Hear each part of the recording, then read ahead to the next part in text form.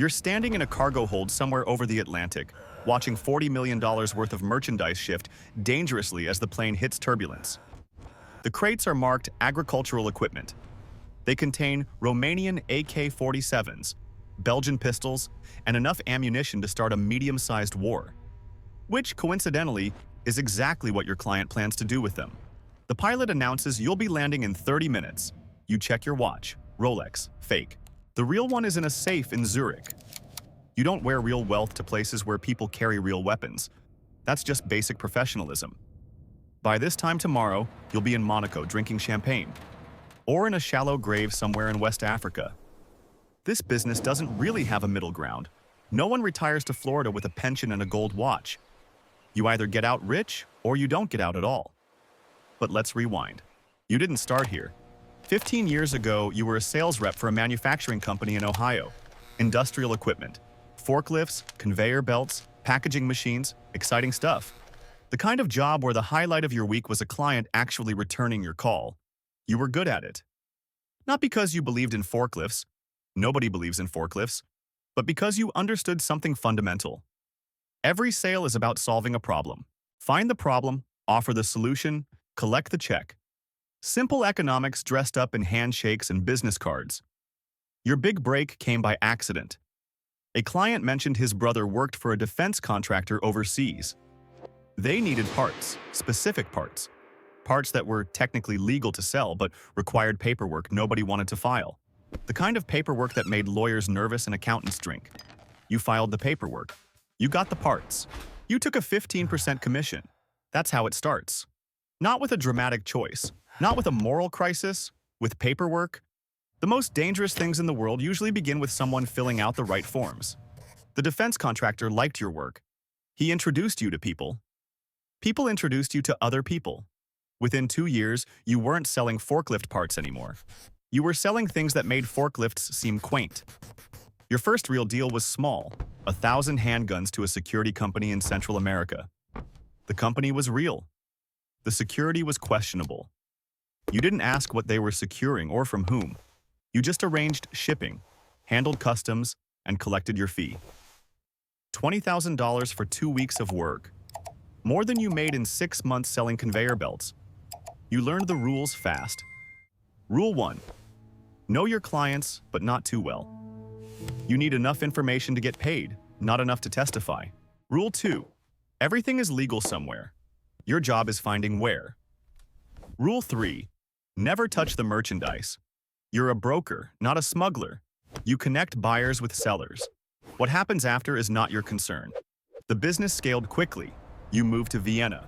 Neutral ground, good banks, easy access to everywhere that matters. You opened a consulting firm that consulted on nothing. You got business cards that said logistics specialist. It wasn't even a lie. Your clients were diverse. African governments buying equipment their militaries couldn't officially afford. Middle Eastern businessmen supplying rebels their governments officially opposed. European defense contractors offloading surplus to buyers their PR departments would officially deny. South American generals who paid in cash and asked for receipts made out to miscellaneous office supplies. Everyone had a reason. Everyone had cash. Everyone wanted discretion. The ironies piled up. You once sold weapons to both sides of the same conflict in the same week. Different shipping routes, different invoices, same markup. When one side complained their enemies were suspiciously well-armed, you expressed genuine sympathy. Business is business. You learn to read people. The general who pays up front is planning a coup and needs the weapons before anyone notices the money missing. The minister who haggles over price is buying for himself, not his country, and skimming the difference. The rebel leader who wants delivery in 3 separate shipments doesn't trust his own lieutenants. Information is currency. You collected it carefully. Your network expanded. A retired colonel in Ukraine who knew where Soviet stockpiles were rusting. A shipping executive in Rotterdam who didn't ask about cargo weights. A banker in Zurich who specialized in countries that didn't officially exist yet. You weren't the biggest dealer in the market. You were the most reliable. In this business, reliability is worth more than volume. You developed a specialty, impossible deliveries. Anyone can sell rifles. getting them to a landlocked country under international embargo while 3 different intelligence agencies watch the borders? That requires creativity. You once delivered a shipment disguised as movie props for a film production that didn't exist. Another time, you routed cargo through a peacekeeping mission's supply chain. The peacekeepers never knew they were delivering the weapons they'd later try to confiscate. The money was absurd. 6 figures per deal, sometimes 7. You bought an apartment in Vienna, another in Dubai, a house in Portugal under a company name that traced back to nothing. You traveled on 3 passports, each one legitimate, each from a country that didn't share information with the others. But the money wasn't the point. Not really. The point was the game. The puzzle of moving controlled items across controlled borders. The chess match of staying ahead of regulators, competitors, and clients who might decide you knew too much. You made enemies. A rival broker in Belgium reported you to Interpol. You reported him right back. You both walked free because neither government wanted to explain how they knew so much about illegal arms flows. An African warlord accused you of short shipping his order. You showed him the delivery receipts. He apologized. His accountant disappeared. You didn't ask. You also made friends. Strange ones. A former CIA officer who now freelanced for whoever paid best and complained constantly about his government pension. A Russian oligarch who collected Cold War memorabilia and needed live ammunition for his vintage tanks. He just wanted to fire them once a year on his birthday. Rich people have interesting hobbies. A nun in the Philippines who ran a hospital and needed protection from local militias. You gave her a discount. She gave you a blessing. You're not religious, but in this line of work you take whatever spiritual insurance you can get. Even arms dealers hedge their bets. The closest you came to prison was in 2015. A shipment got intercepted. Greek authorities, acting on American intelligence. The cargo was bound for a group the State Department had just added to a list. The timing was suspicious. Someone had talked. You spent 3 weeks in a cell in Athens while lawyers argued jurisdiction. The Greeks wanted to prosecute. The Americans wanted extradition. Your banker in Zurich wanted his money. Finally, a deal was reached. You walked free in exchange for information about competitors. Nothing you wouldn't have given anyway.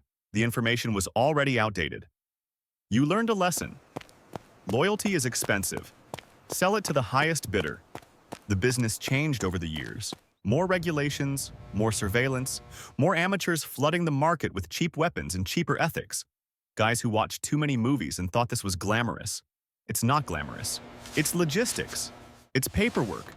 It's knowing which customs official in which port needs what size bribe. You adapted, you moved upstream. Instead of selling weapons, you sold connections. You introduced buyers to manufacturers.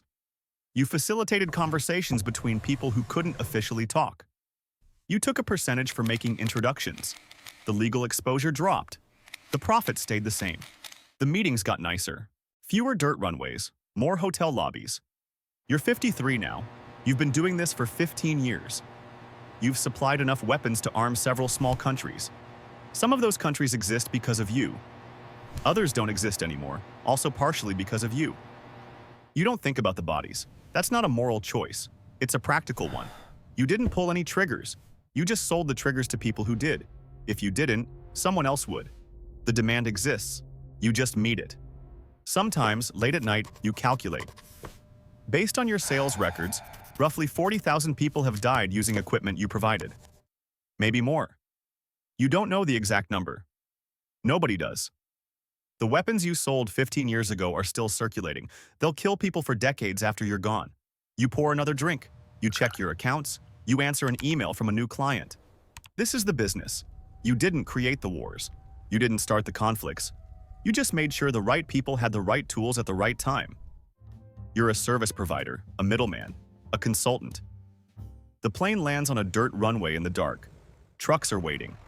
Men with flashlights guide the cargo out. Your contact hands you a briefcase. You don't count it here. You'll count it later, in a hotel room, with the door locked and a flight booked for morning. The handshake is firm. The deal is done. By sunrise, you'll be somewhere else. A different country, a different name, a different consulting project. The weapons will find their way to whoever bought them. They'll do what weapons do, and you'll take another meeting, answer another email, solve another problem, because that's what you do. You solve problems. You just never ask whose problems you're really solving. If you made it this far, leave your thoughts in the comments, good or bad.